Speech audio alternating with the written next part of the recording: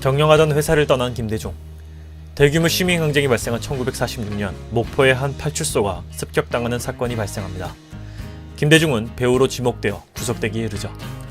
한민당 부의원이었던 장인의 신원 보증과 서약서를 작성하고서야 풀려나게 됩니다.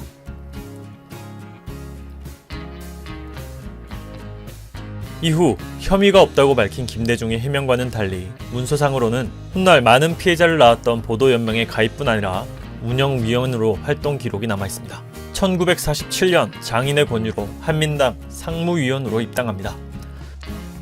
삼각회사 경험을 살려서 동양해운을 설립하며 해운업을 시작하게 되죠.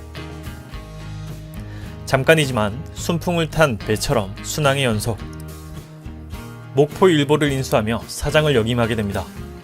그러던 어느 날 친구 형의 부탁으로 서울행 여비를 지원하게 되는데 이게 훗날 문제가 됩니다. 부탁한 형이 남로당 부위위원장이었던 것이죠. 남로당은 박정희가 가입하며 그의 정치 인생이 끝날 뻔했을 정도로 위기 상황을 맞게 됐습니다. 김대중은 자금 제공 혐의로 체포되죠.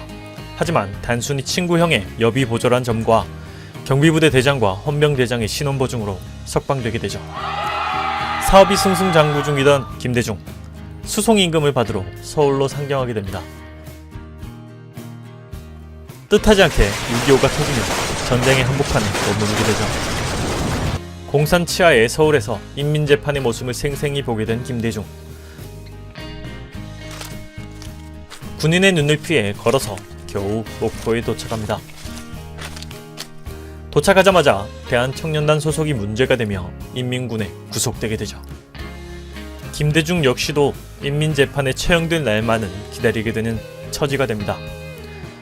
현대사의 폭풍 속에 여러 번 위기를 맞이하지만 그를 구해주기도 합니다.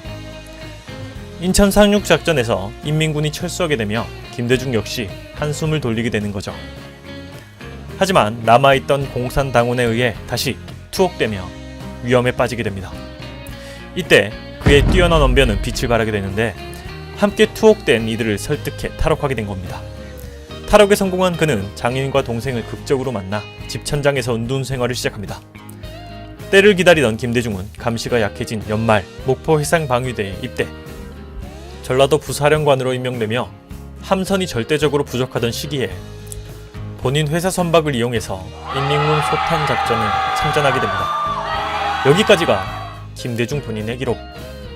안기부가 작성한 또 다른 기록은 김대중을 이렇게 말하고 있습니다. 보도연맹에 체포되며 미군 특무대의 사살 대상자로 지명되게 됩니다. 하지만 운 좋게도 목포상고 선배인 김진아의 호명착오로 살아나게 되죠. 이후 목포인민위원회 창설을 맡게 되고 체불된 노임 횡령 등의 혐의로 구속되게 되죠. 하지만 안기부의 기록은 믿기가 힘든 구석이 한두 가지가 아닙니다. 먼저 미군 특무대 체포 날짜에 목포에 미군 주둔 사실이 없다는 점인데 전방은 유엔 해군이, 후방은 한국 해군이 담당했기 때문에 후방엔 한국 해군이 있었던 거죠. 고로 전쟁 발발 3일 만에 좌익을 이유로 타국민을 사살한다는 것 자체가 이해가 불가하다는 점입니다.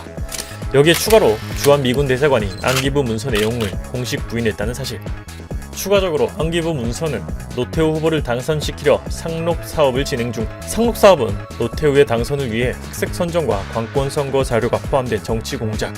김대중 당선 시에 이때 자료를 파기한 정황이 있어 신뢰하기가 어렵습니다. 추가적으로 이 문서에는 김대중을 광주 사태의 배후 후 북한 연방제 추종자 등으로 묘사하고 있다는 점이 더 신빙성을 떨어뜨립니다.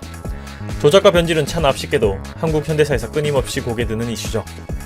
97년 대선 당시 북풍 사건으로 안기부와 북한이 공조한 사실이 검찰 수사에서 드러나게 됩니다.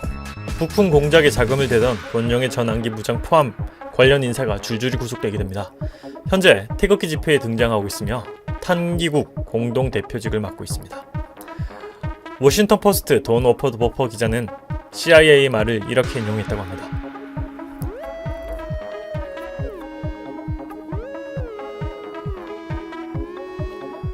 이 탄은 여기까지입니다. 구독과 좋아요는 사랑입니다. 감사합니다.